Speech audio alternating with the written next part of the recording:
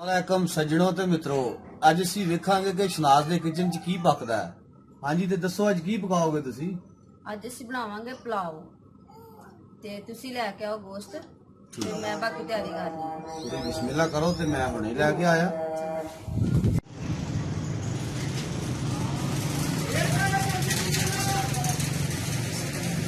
अस्सलाम वालेकुम। और जी की हाल चाल ठीक हो जनाब? वाह जनाब।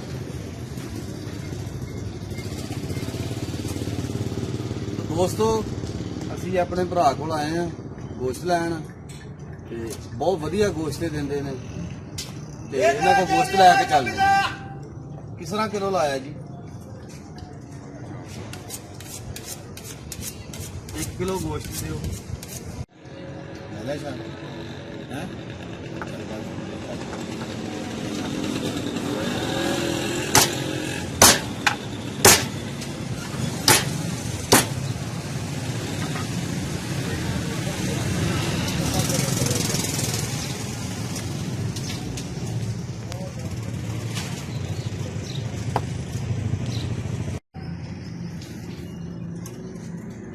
कट कर आ लै बी भलिए गोश्त आ गई।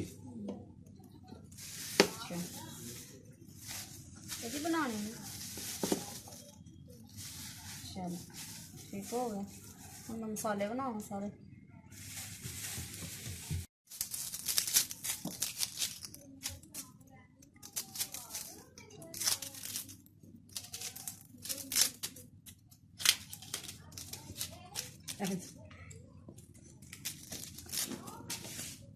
हरी मिर्चा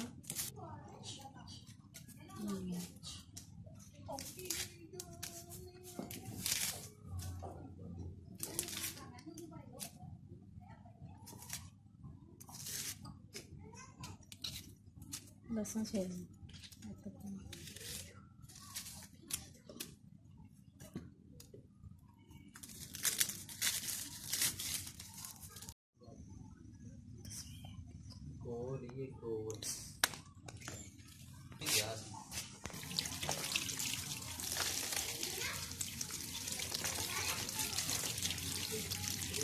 टमाटर के बीज कढ़ के बीज कढ़ के पाने बनावांगे।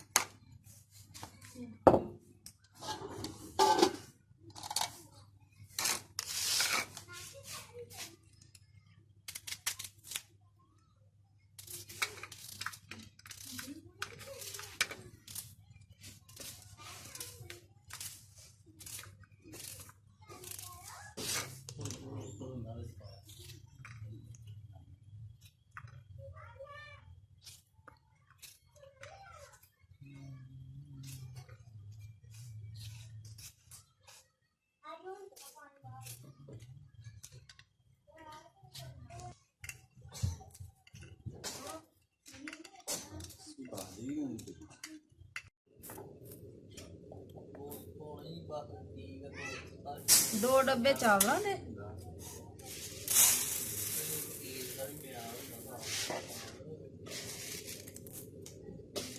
है 2 डब्बे चावलों दे। असी ये 3 डब्बे पानी पाना। चावलों में चुग के ते भे देना 10-15 मिनट भेन तो बाद तुसी फिर पाना चावलों में।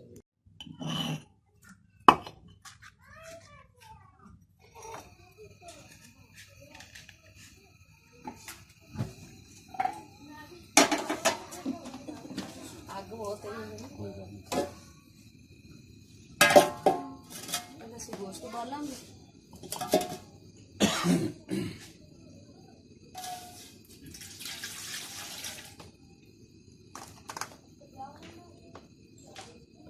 ਅਸੀਂ ਅੱਜ ਪਕਾਣਾ ਹੈ ਪਲਾਓ ਵੱਡੇ ਗੋਸ਼ਤ ਦਾ।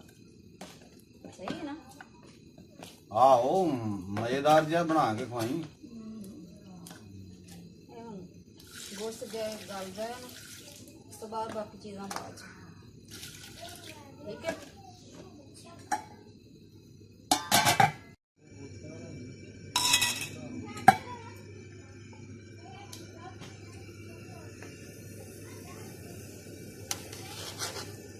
मैल जी सारी ला देनी तो गोश्त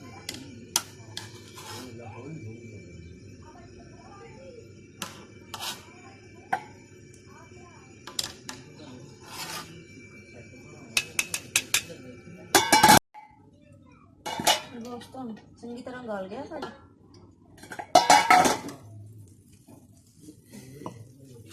कट लेने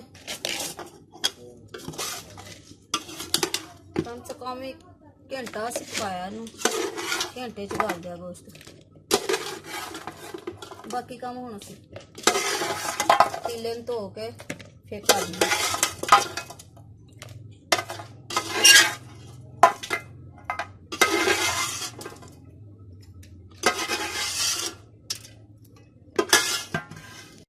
शनाज हुण केड़ी केड़ी चीज पाउणी है पलाव च पहले असीं तेल पा के प्याज फ्राई करांगे अच्छा एक प्याली तेल तो कोई मसाला रह ना जावे पलाव अच्छा बनना चाहिए अच्छा ही बनेगा प्याज ब्राउन करांगे असीं ठीक है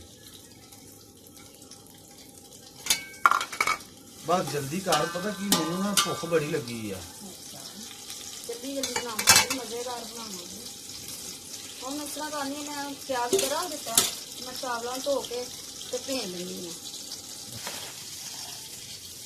जो मसाला बनाना है उस तो पहले तुम चावल धो के भेज देने हैं कम से कम 10 मिनट भिजे रहने देने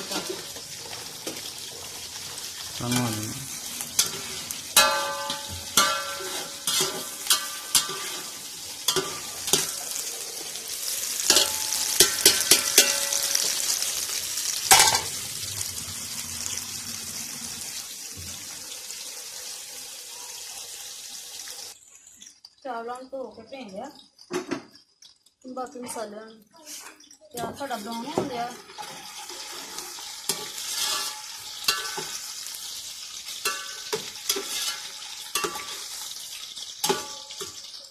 सही हो गया ब्राउन हाँ बहुत बढ़िया हो गया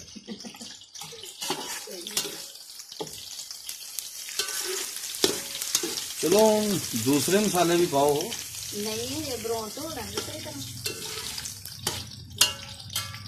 ब्राउन होएगा उसके बाद इसके सारे मसाले पाऊंगा प्याज ब्राउन हो गया और इसे पाऊंगे लहसुन अदरक लहसुन 2 चम्मच कुतरा है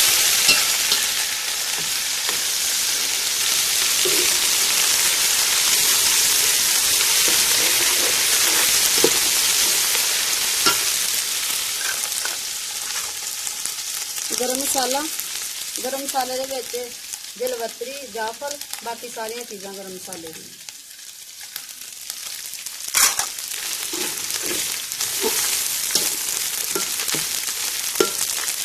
एक किलो चिकन की टिक्की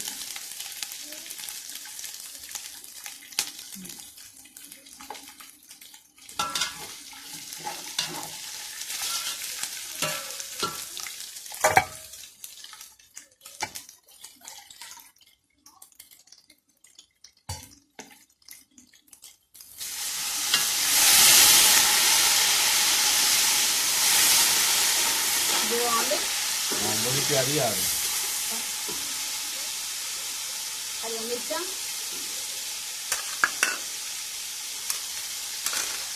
अपनी मर्जी के मुताबिक तुम हरी मिर्चा टमाटर 3 टमाटर कट्टे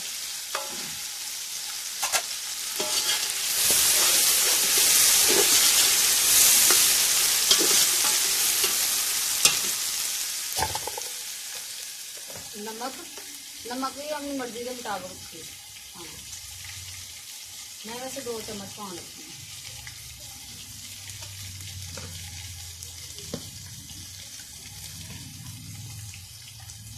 लाल मिर्च ये भी 2 चम्मच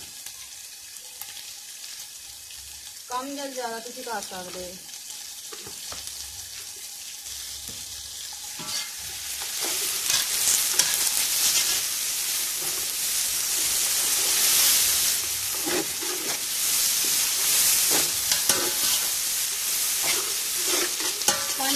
चलो मैं भुनना मसाले में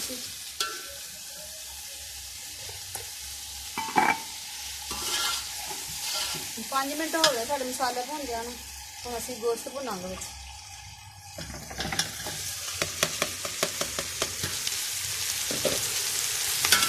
ਲੱਗਦਾ ਵੇਖਣ ਦੀ ਮਜ਼ਾ ਆਉਂਦਾ ਹੈ। ਬਹੁਤ ਬੜਾ ਮਜ਼ਾ ਆ ਰਿਹਾ ਮੈਨੂੰ।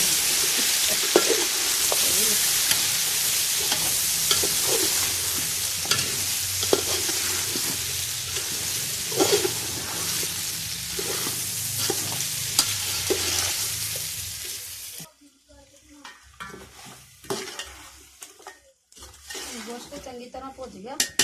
ਹੁਣ ਅਸੀਂ ਇਹ ਚ ਪਾਵਾਂਗੇ ਪਾਣੀ।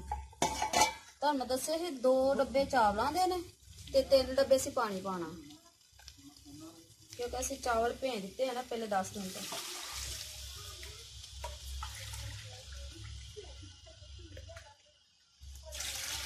तीन डब्बे पानी के।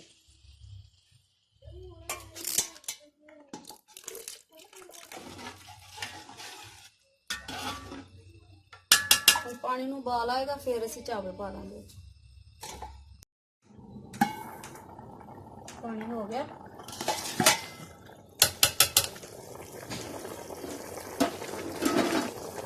असीं विच पाऊंगे चावल।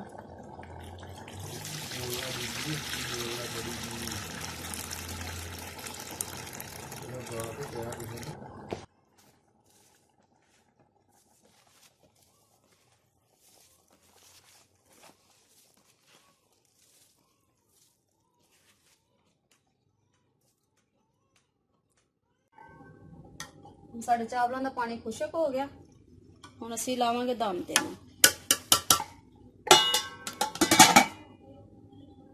15 मिनट दम ते लाना चावलों नूं। चुल्हे नूं हल्का कर लेना, दम ते ला देना चावल।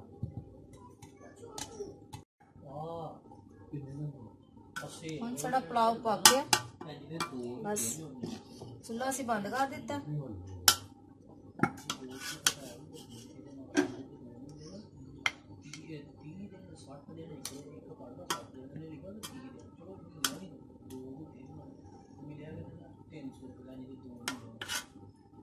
ਹੁਣ ਤੁਹਾਨੂੰ ਖਾ ਕੇ ਦੱਸਾਂਗੇ ਕਿ ਪੁਲਾਓ ਕਿਸ ਤਰ੍ਹਾਂ ਦਾ ਬਣਿਆ।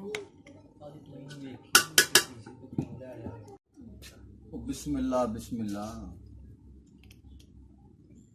खा के दसो। वाह बड़ा मजा आ रहा है। अच्छा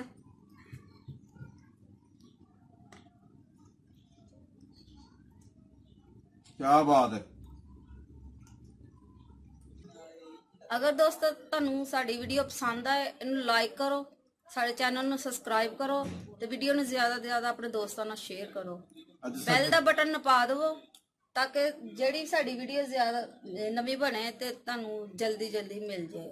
सज्जनों मैनू बड़ा मजा आ रहा है ते तुसीं भी ये पका के खाओ। खुदा हाफिज़।